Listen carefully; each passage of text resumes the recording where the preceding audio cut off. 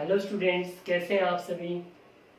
Dear students, आज हम books of original entry journal जो चैप्टर है इसकी कॉम्प्रिहेंसिव प्रॉब्लम ली है। जो आपके क्वेश्चन है 19 to 25, 26, उन्हीं के बीच में से कुछ कलेक्शन किए हैं। कुछ एंट्रीज मैंने, कुछ ट्रांजेक्शन, जिन जो जो ट्रांजेक्शन आपको कंफ्यूज कर सकती है, प्रॉब्लम क्रिएट कर सकती है, वो कुछ ट्रांजेक्शन मैंने कलेक्ट कर दिए। ठीक है। अगर आप इन ट्रांजेक्शन को ठीक से कर लेते हो तो आई थिंक ये जो आपका चैप्टर है ये ऑलमोस्ट क्लियर हो जाएगा। ओके, बड़े ध्यान से समझना है। जर्नल एंट्री पास करनी है और ये हमने जर्नल प्रिपेयर कर लिया है इसका ऑलरेडी। वन बाय वन एक एक ट्रांजेक्शन को करेंगे हम। देखो, सबसे पहले हमें गिवन है first, purchase goods for ₹20,000 and paid ₹200 for its carriage. हमने गुड्स परचेज किया है स्टूडेंट्स। कितने रुपए का गुड्स परचेज किया है? 20,000 का, और 200 उस पर क्या पे किया हमने? कैरेज पे किया। गुड्स परचेज करते हैं तो उसकी क्या एंट्री होती है पता है आपको? Purchase account debit to cash account. लेकिन यहाँ पे कैरेज भी पे किया है, तो कैरेज क्या है? कैरेज बोले तो किराया, कैरेज, कार्टेज या फ्रेट। ठीक है, तो इसका मतलब क्या होता है? किराया। ठीक है, भाड़ा, माल का भाड़ा। ये जो कैरेज है इसकी भी आपने एंट्री करनी है। क्या एंट्री करोगे? Carriage account debit to cash account. तो क्यों ना इन दोनों एंट्री को हम क्या कर दें? कंबाइन कर देते हैं। ठीक है, फर्स्ट जो ट्रांजेक्शन है उसके लिए हम क्या एंट्री कर देंगे? परचेज अकाउंट डेबिट, कितने का गुड्स परचेज किया है? 20,000 का, to cash account. And second entry क्या हो जाएगी? Carriage account debit to cash account. तो दोनों एंट्री को कंबाइन कर देते हैं। Purchase account debit, carriage account debit to cash account. कुछ नहीं कह रखा तो इट मींस कैसे परचेज किया है? कैश में। नरेशन हर एक एंट्री के बाद आपने मेंशन करनी है। ओके, 200 का क्या पे किया? कैरेज परचेज किया, तो ये एंट्री कितने से हो जाएगी? 20,200। कैश कितना गया? 20,000। कैरेज को मैंने डेबिट क्यों किया? क्योंकि कैरेज क्या है? एक एक्सपेंसेस है। एक्सपेंसेस क्या होते हैं? डेबिट होते हैं। क्लियर है। और कैश को, कैश हमारे पास से जा रहा है तो हम कैश को क्या करेंगे? क्रेडिट करेंगे, क्योंकि कैश क्या है? असेट्स। और जब भी कोई असेट्स जाएगी तो हम उसको क्या करेंगे? क्रेडिट करेंगे। कौन सा रूल फॉलो होगा? Real account. ठीक है। नेक्स्ट देखो स्टूडेंट्स, नेक्स्ट फर्स्ट ट्रांजेक्शन के बाद मैं आपको 9th ट्रांजेक्शन पहले करा रहा हूं। 9th ट्रांजेक्शन देखो क्या है? Purchase machinery for ₹20,000 and spend 500 on it's carriage and ₹300 on it's installation. हमने मशीनरी परचेज की है 20,000 रुपीज की, 500 उस पे खर्च किए हैं किस चीज के? Spend on it's carriage, carriage के, एंड 300 ऑन इट्स इंस्टॉलेशन, और 300 उस मशीन को लगाने के। ठीक है, खर्चा हो गया टोटल। तो जब भी हम कोई फिक्स असेट्स परचेज करेंगे, फिक्स असेट्स जैसे बिल्डिंग, मशीनरी, फर्नीचर, लैंड, ठीक है, जो भी अगर हम कोई फिक्स असेट्स परचेज करेंगे तो क्या किया जाएगा स्टूडेंट्स? कि जो भी खर्चा होगा वो उसी में क्या कर दिया जाएगा? ऐड कर दिया जाएगा। वो अलग से नहीं दिखाया जाएगा। जैसे इसमें तो मैंने क्या किया? Purchase account debit, carriage account debit to cash.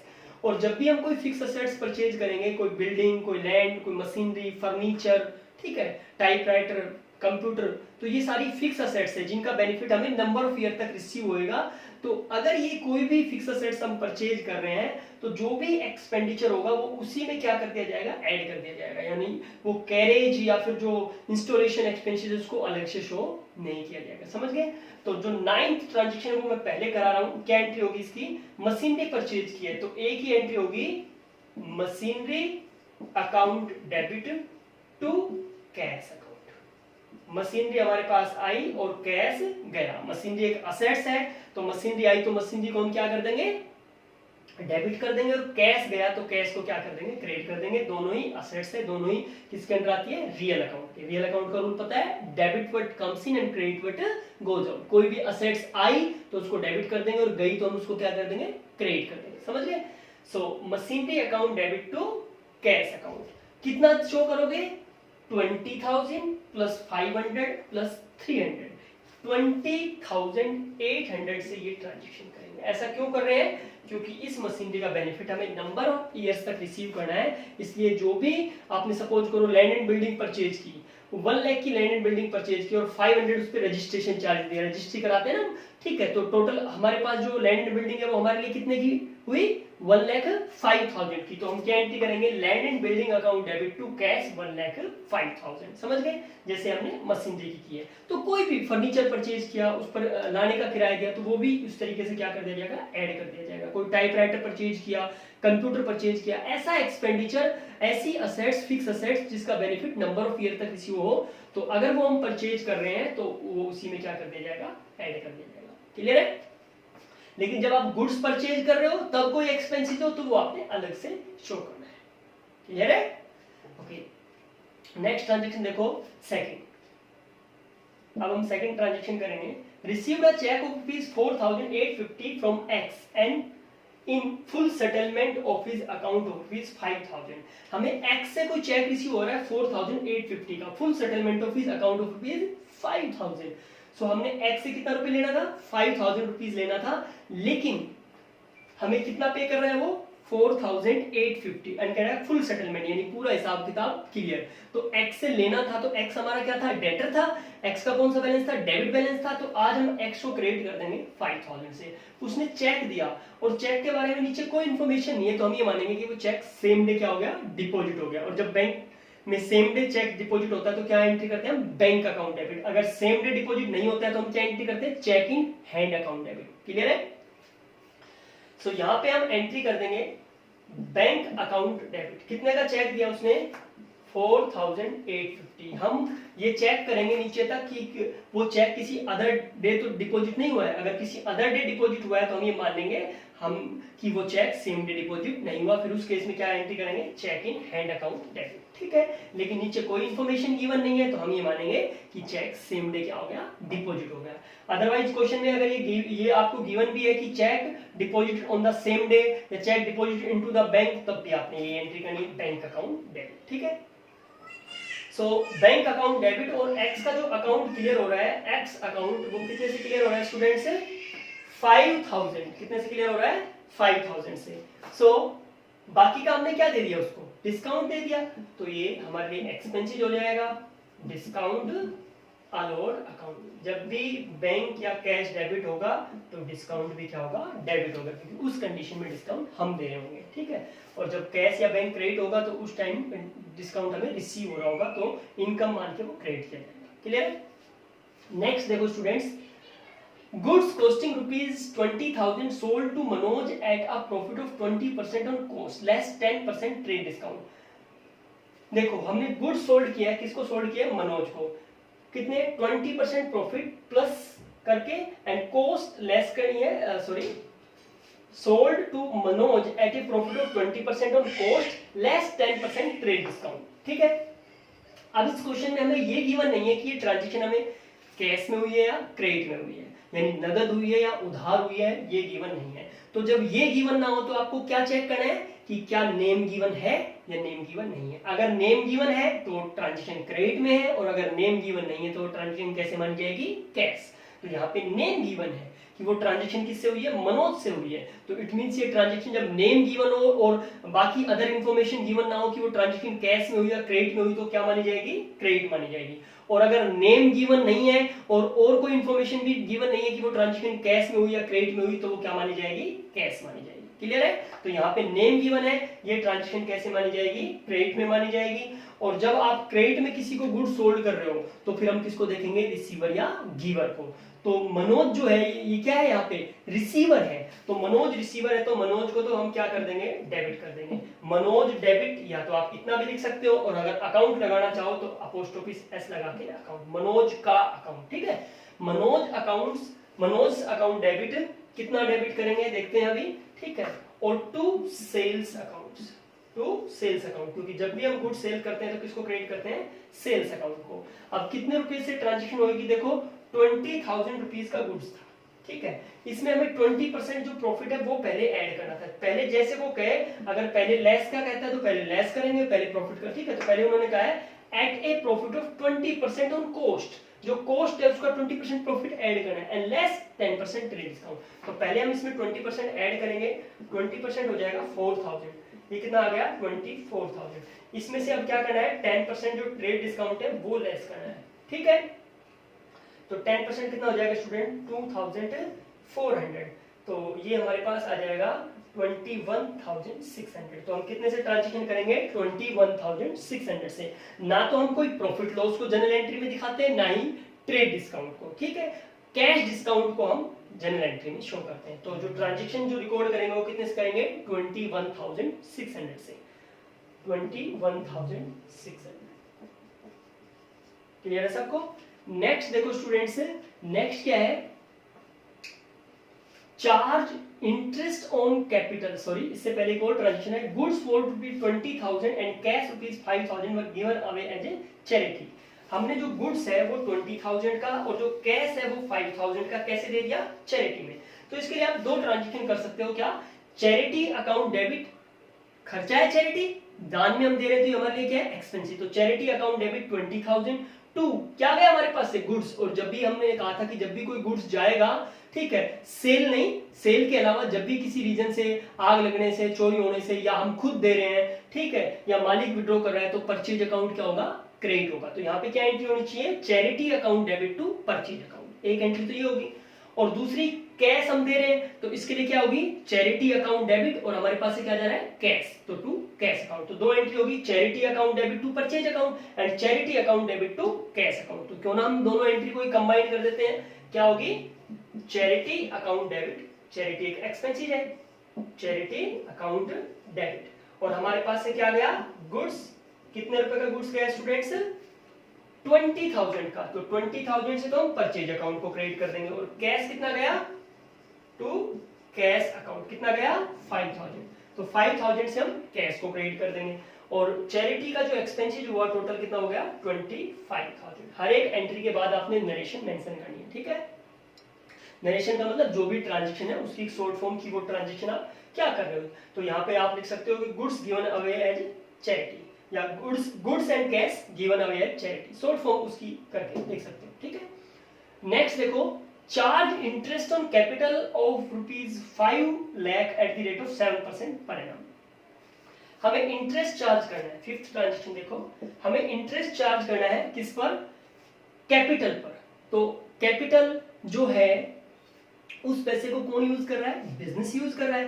तो जो इंटरेस्ट है वो बिजनेस के लिए एक्सपेंसिव होगा या इनकम होगा? जब बिजनेस पैसा यूज कर रहा है तो बिजनेस के लिए वो इंटरेस्ट क्या होगा? एक्सपेंसिव होगा ना। तो इंटरेस्ट ऑन कैपिटल क्या किया जाएगा स्टूडेंट्स? डेबिट किया जाएगा, क्योंकि वो क्या है? एक्सपेंसिव है। तो interest on capital account debit, interest on capital account debit, क्योंकि इंटरेस्ट ऑन कैपिटल क्या है? एक्सपेंसिव है। कितना इंटरेस्ट कितना बनता है? 5 लाख का 7%। तो कितना हो जाएगा 5 लाख का 7%? कैलकुलेट करो, कैसे कैलकुलेट करोगे? 5 लाख इंटू 7/100। तो ये कितना हो जाएगा? 35,000। तो कितनी रुपीज से ट्रांजेक्शन करोगे? कितनी अमाउंट से ट्रांजेक्शन करोगे? 35,000 से। तो इंटरेस्ट का जो एक्सपेंसिव है बिजनेस के लिए वो कितना है? 35,000, ठीक है। ये तो हो गया, मान लिया एक्सपेंसिव है। अब ये देना किसको है? ओनर को देना है। तो ओनर को कैश में तो देंगे नहीं, ओनर को जो कुछ भी लेना है देना है। आपने अकाउंटिंग इक्वेशन में भी किया था कि जो भी प्रॉफिट लॉस हो रहा था, जो भी, तो वो आप क्या करते थे? जो भी लेना है देना है वो क्या करते थे? आप उसकी कैपिटल में क्या कर देते थे? ऐड कर देते थे, लेस कर देते थे। तो यहाँ पे भी ऐसे ही करना है। 35,000 हमें किसको देना है? ओनर को देना है। तो ओनर की कैपिटल में क्या कर दिया जाएगा? ऐड। और कैपिटल को ऐड करने के लिए क्या करना पड़ेगा? कैपिटल का कौन सा बैलेंस होता है? क्रेडिट बैलेंस होता है। तो कैपिटल में क्या कर दिया जाएगा? क्रेडिट कर दिया जाएगा, ठीक है, टू कैपिटल अकाउंट, क्योंकि ये उधार है, ठीक है। एक तरीके से ओनर ने अपनी कैपिटल दे दी, उसके बदले उसको इंटरेस्ट मिलना था, नहीं मिला है, ठीक है।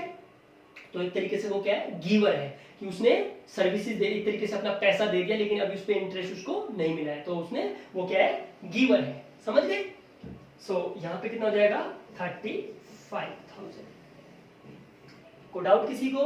अगर इंटरेस्ट ऑन ड्राइंग होता तो स्टूडेंट्स, ड्राइंग का पैसा किसने यूज कर रखा है? ओनर ने यूज कर रखा है। तो उस पर इंटरेस्ट कौन देगा? ओनर। तो बिजनेस के लिए क्या होगा?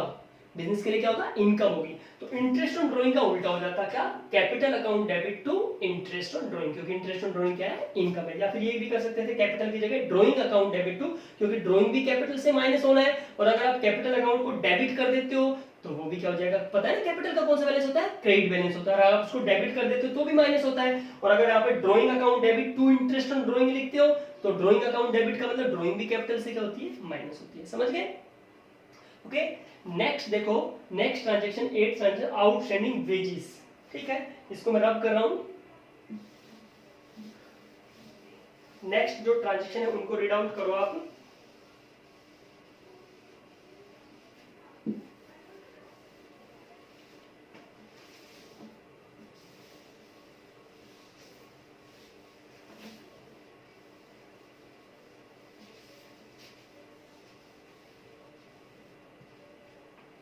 देखो स्टूडेंट्स, नेक्स्ट ट्रांजेक्शन हमें क्या गिवन है, ट्रांजेक्शन नंबर 6 में हमें क्या गिवन है, आउटस्टैंडिंग वेजेस। आउटस्टैंडिंग वेजेस का मतलब समझते हो, यानी वेजेस हो गए, वेजेस का मतलब मजदूरी, ठीक, खर्चा हो गया लेकिन हमने पे नहीं किया, उधार है। यहाँ पे ये भी हो सकता था वेजेस ड्यू, ड्यू का मतलब भी एक ही बात होती है, ड्यू कहो या फिर आउटस्टैंडिंग कहो, उधार है, देना था नहीं दिया, तो उसको हम क्या कहेंगे, आउटस्टैंडिंग। तो खर्चा तो हुआ ना, हमने दिया या ना दिया अलग बात है, लेकिन खर्चा तो हुआ ना, तो जब भी खर्चा होगा तो उस खर्चे को क्या कर दिया जाएगा, डेबिट कर दिया जाएगा, वेजेज अकाउंट डेबिट, क्योंकि जितने भी एक्सपेंसेस होते हैं हम उनको क्या करेंगे, डेबिट करेंगे। और क्या वो हमने पे किया, नहीं पे किया, उधार है, तो जिन भी जो वर्कर है उन्होंने क्या दे दी, अपनी सर्विसेज तो दे दी लेकिन हमने उनको वेजेस नहीं दिया, तो वेजेज अकाउंट डेबिट, खर्चा हुआ हमने डेबिट कर दिया, लेकिन उन्होंने अपनी सर्विसेज दे दी, हम पैसा नहीं दिया, तो वो क्या कर दिया जाएगा, वो गिवर है और उनका अकाउंट किस नाम से क्रिएट किया जाएगा, outstanding wages account. Outstanding wages account, ये आउटस्टैंडिंग वेजेज किसको रिप्रेजेंट कर रहा है, उन वर्कर्स को रिप्रेजेंट कर रहा है जिन्होंने अपनी सर्विसेज दे दी लेकिन हमने उनको पैसा नहीं दिया, समझ गए। तो वो क्या है, गिवर है, तो गिवर है तो उनको क्या कर दिया जाएगा, क्रेडिट कर दिया जाएगा, और किस नाम से क्रेडिट कर दिया जाएगा, आउटस्टैंडिंग वेजेस के नाम से, ठीक है। सैलरी होती तो आउटस्टैंडिंग सैलरी, क्लियर है सबको, क्योंकि एक कंपनी के अंदर बहुत सारे वर्कर हो सकते हैं, सबका पर्टिकुलर अकाउंट तो हम प्रिपेयर नहीं कर सकते, टू मोहन टू सोहन, तो उनका एक पर्टिकुलर एक ही अकाउंट बना दिया जाता है, क्या, आउटस्टैंडिंग, ठीक है, आउटस्टैंडिंग वेजेस, आउटस्टैंडिंग सैलरी जो भी है, क्लियर है। नेक्स्ट देखो, नेक्स्ट क्या students, ₹50,000 cash cell of goods costing ₹40,000, हमने 50,000 का गुड सोल्ड, 50,000 में गुड सोल्ड कर दिया जिसकी कॉस्टिंग कितनी थी, 40,000। तो स्टूडेंट्स ध्यान रखना है आपने कि जनरल एंट्री में कोई भी इस तरह का प्रॉफिट लॉस हम शो नहीं करेंगे, ना तो ट्रेड डिस्काउंट को शो करेंगे ना ही कोई प्रॉफिट लॉस को। तो हम ट्रांजेक्शन 40,000 से नहीं करेंगे, चाहे उसकी कॉस्ट चाहे 40 हो या फिर 1 लाख हो, कुछ भी हो, हमने कितने में सोल्ड किया, 50,000 में सोल्ड किया है ना, तो इस चीज को हम इग्नोर कर देंगे, कॉस्ट को जितने में हमारी ट्रांजेक्शन हुई है उसी ट्रांजेक्शन से रिकॉर्ड करेंगे। अकाउंटिंग इक्वेशन में तो हम क्या करते थे, प्रॉफिट लॉस को दिखाते थे, लेकिन एंट्री में नहीं करना है, क्योंकि last year at the end of the period क्या होगा, trading profit loss account prepare किया जाएगा, वहां से net profit net loss automatically आ जाएगा, क्लियर है। सो यहाँ पे आपने प्रॉफिट लॉस नहीं दिखाना। कितनी अमाउंट से ट्रांजेक्शन करेंगे हम, 50,000 से, गुड सेल किया और कैश सेल किया है, तो 7th जो ट्रांजेक्शन है वो क्या हो जाएगी, कैश आएगा हमारे पास, कैश को डेबिट कर देंगे, कैश अकाउंट डेबिट, और जब गुड्स सेल करते हैं तो किसको क्रेडिट करते हैं, सेल्स अकाउंट को, क्योंकि गुड्स जा रहे हैं, ठीक है, तो हम सेल्स अकाउंट को क्या कर देते हैं, क्रेडिट कर देते हैं इनकम मान के, ठीक है।